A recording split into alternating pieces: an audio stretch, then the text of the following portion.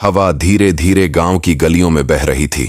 ठंडी हवा के साथ ही किसी अनजान डर की खुशबू भी फैल रही थी। गांव का नाम था धनपुर, एक छोटा सा पर शांत गांव जहां लोग एक दूसरे को बचपन से जानते थे। पर इस बार गांव की सुकून भरी चुप्पी टूट चुकी थी। यहां कुछ ऐसा हुआ था जो अब तक किसी ने सुना या देखा नहीं था। धनपुर में रहने वाले लोग आमतौर पर शांत स्वभाव के थे, लेकिन पिछले कुछ दिनों से उनके चेहरे पर अजीब सी बेचैनी थी। लोगों के बीच खबरें फैल रही थीं कि गांव में कोई छुपा हुआ अपराध हुआ है, पर सच कोई भी जान नहीं पा रहा था। पहला अध्याय। मौत का आहट। रवि, जो गांव का स्कूल मास्टर था, सुबह जल्दी अपने घर से निकला। उसका मकसद था बच्चों को पढ़ाना, लेकिन आज उसके मन में कोई बेचैनी थी।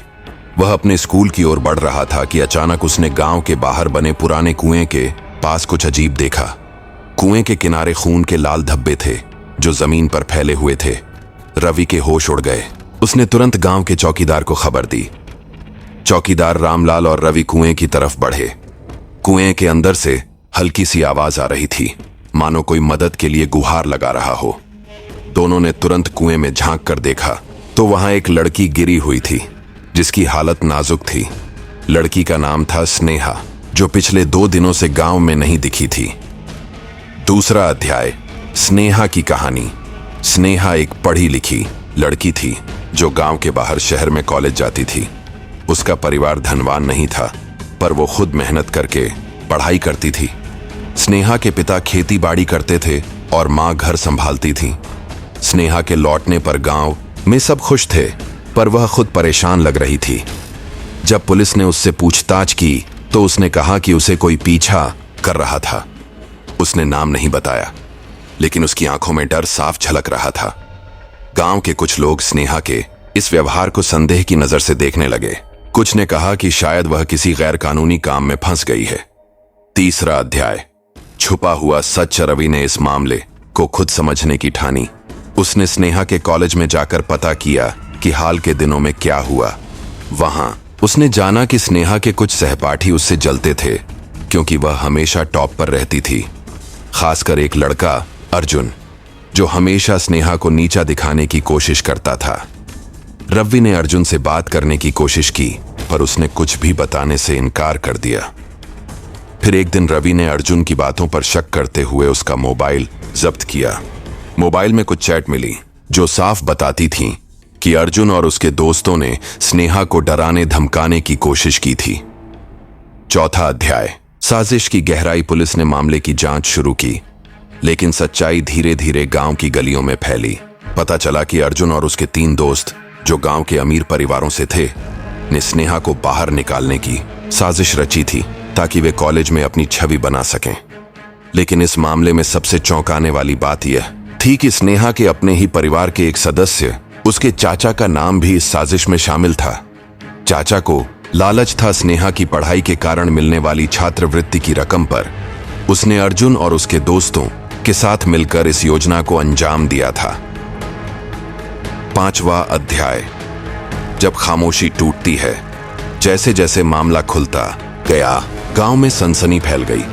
लोगों का विश्वास टूटने लगा कि उनके बीच इतने बड़े अपराधी छुपे हुए थे। स्नेहा की बहादुरी और रवि की समझदारी से आरोपियों को पकड़ लिया गया। लेकिन इस कहानी का अंत यही नहीं था। सच्चाई उजागर होने के बाद भी स्नेहा के जीवन में डर और शंका बनी रही। गांव के कुछ लोग अब भी उन पर शक करते थे। उसे नई जिंदगी शुरू करनी थी, लेकिन उसके दिल पर जो घाव लगे थे वे कभी भर नहीं पाए। अंतिम अध्याय। न्याय और सुकून। मामले की सुनवाई हुई और सभी दोषियों को सजा मिली। गांव के लोगों ने मिलकर स्नेहा और उसके परिवार का समर्थन किया। रवि ने गांव के बच्चों को पढ़ाने के साथ साथ न्याय और सच्चाई की महत्ता भी समझाई। धनपुर गांव में अब फिर से सुकून लौट आया, लेकिन खामोशी के साये कभी कभी गांव की गलियों में गूंजते रहते थे, याद दिलाते हुए कि अपराध छुपा नहीं रहता, बस उसकी पहचान का इंतजार करता है। स्नेहा की जिंदगी में जो अंधेरा घिरा था, उसका एक कारण और भी था जिसे वह खुद से छुपा रही थी।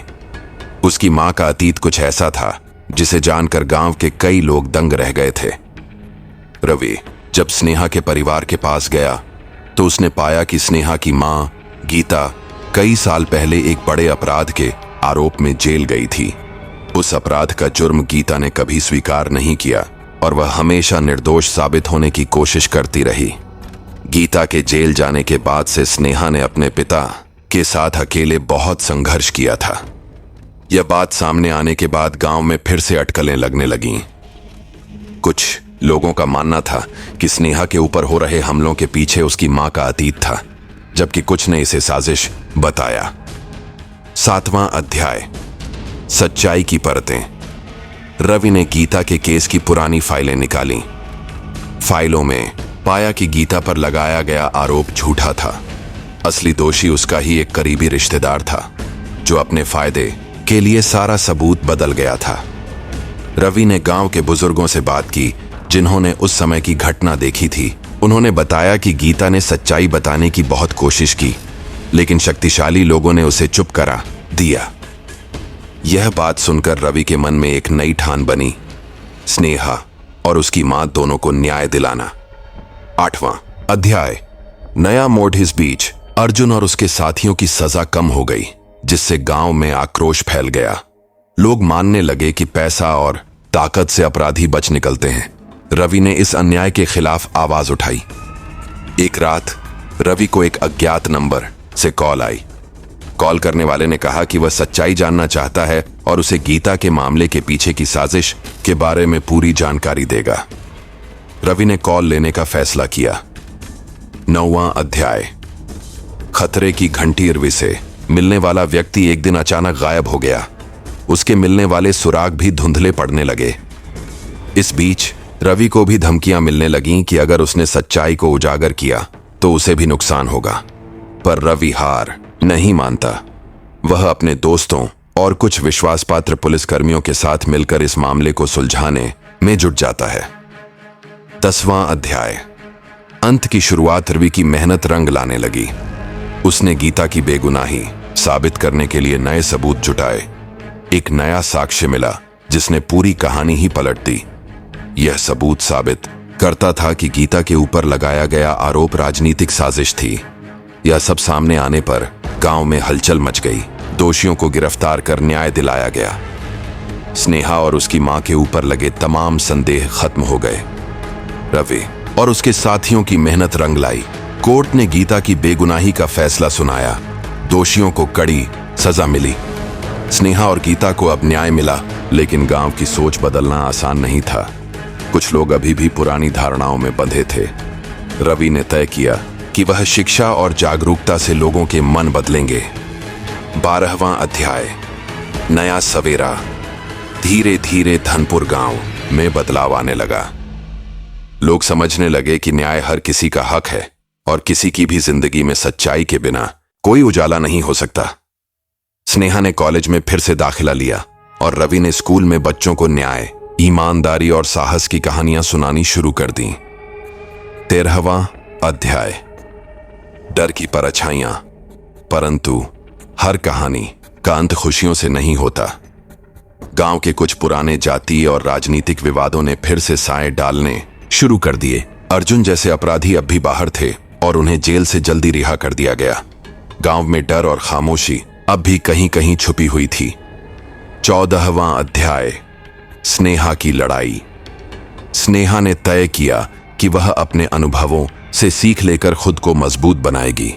उसने गांव के युवाओं को जागरूक करना शुरू किया कि वे अपराध और अन्याय के खिलाफ आवाज उठाएं। उसके इस कदम से कई लड़कों और लड़कियों में हिम्मत आई। वे रवि और स्नेहा के साथ मिलकर गांव को एक बेहतर जगह बनाने में जुट गए। 15वां अध्याय, सच का उजाला। आखिरकार सच की जीत हुई। गांव के लोग धीरे धीरे उन काले अंधेरों से बाहर निकलने लगे जो वर्षों से उन्हें घेरे हुए थे। रवि, स्नेहा और गीता ने मिलकर एक नई शुरुआत की। उन्होंने न्याय के लिए लड़ना नहीं छोड़ा, चाहे कितनी भी मुश्किलें आएं। अगर तुम चाहो तो मैं इस कहानी को और भी विस्तार से लिख सकता हूं, गहराई में जाकर पात्रों के मनोविज्ञान, घटनाओं के पीछे की साजिशें और समाज में बदलाव की प्रक्रिया को बहुत ही विस्तार से समझा सकता हूँ। तुम्हें कितना विस्तार चाहिए? धनपुर गांव में जब सच ने उजाला फैलाना शुरू किया, तब भी कुछ छुपा हुआ अतीत धीरे धीरे बाहर आने लगा। रवि के एक पुराने दोस्त अजय, जो अब एक पत्रकार बन चुका था, उसने गीता के केस से जुड़ी और भी गहरी साजिश की गुत्थी सुलझाने की ठानी। अजय ने पता लगाया कि गीता के ऊपर लगे झूठे आरोपों के पीछे सिर्फ परिवार का ही नहीं, बल्कि कुछ राजनीतिक ताकतों का हाथ था जो गांव की सत्ता पर कब्जा करने की कोशिश कर रहे थे। इसके चलते गीता का नाम बदनाम कर दिया गया था। 17वां अध्याय, साजिश का जाल। अजय के खोज में पता चला कि उस समय के एक बड़े नेता और गांव के एक प्रभावशाली आदमी ने मिलकर गीता को फंसाया था। वे लोग चाहते थे कि गांव के युवा औरतों को डराकर उनकी आजादी छीन लें और खुद के लिए सत्ता का रास्ता साफ करें। अजय की रिपोर्ट जब मीडिया में आई तो गांव के लोग हिल गए। उन्होंने पहली बार महसूस किया कि जो कुछ भी वे देखते थे वह सतही था और उनकी समझ से बहुत ऊपर एक बड़ा षड्यंत्र चल रहा था। 18वां अध्याय, संघर्ष की जंघरवी। स्नेहा और अजय ने मिलकर इस भ्रष्टाचार और साजिश का पर्दाफाश करने के लिए मेहनत की, लेकिन विरोध भी जोरदार था। उनके खिलाफ धमकियां बढ़ने लगीं और गांव में उनकी सुरक्षा का खतरा मंडराने लगा। पर वे थमे नहीं। उन्होंने हिम्मत से काम लिया, गांव के युवाओं को भी जागरूक किया और भ्रष्टाचार के खिलाफ लड़ाई को जन आंदोलन में बदला। 19वां अध्याय, टूटते हुए साए। आखिरकार भ्रष्ट नेताओं और साजिशकारियों के खिलाफ साक्ष्य इतने मजबूत हो गए कि प्रशासन को भी उनके खिलाफ कार्रवाई करनी पड़ी। कुछ नेताओं को जेल जाना पड़ा तो कुछ ने भागना ही बेहतर समझा। धनपुर गांव ने अपनी खोई हुई गरिमा वापस पाई और लोगों ने विश्वास किया कि अगर मिलकर लड़ाई लड़ी जाए तो कोई भी साजिश और अन्याय टिक नहीं सकता। 20वां अध्याय, नई उम्मीद। स्नेहा अब न केवल पढ़ाई में आगे बढ़ रही थी, बल्कि वह गांव के सामाजिक कार्यों में भी सक्रिय हो गई थी। रवि ने अपने स्कूल को एक ऐसा केंद्र बनाया जहां सिर्फ पढ़ाई नहीं बल्कि सामाजिक चेतना भी दी जाती थी। गीता ने अपनी पूरी जिंदगी गांव की महिलाओं के लिए समर्पित कर दी। उसने उन्हें सशक्त बनाने का काम शुरू किया ताकि वे भी अपने अधिकारों के लिए आवाज उठा सकें। इस कहानी का असली सार यही है कि डर और सच्चाई के बीच की लड़ाई कभी खत्म नहीं होती, पर सही और न्याय की राह पर चलते हुए हर अंधेरे को मिटाया जा सकता है।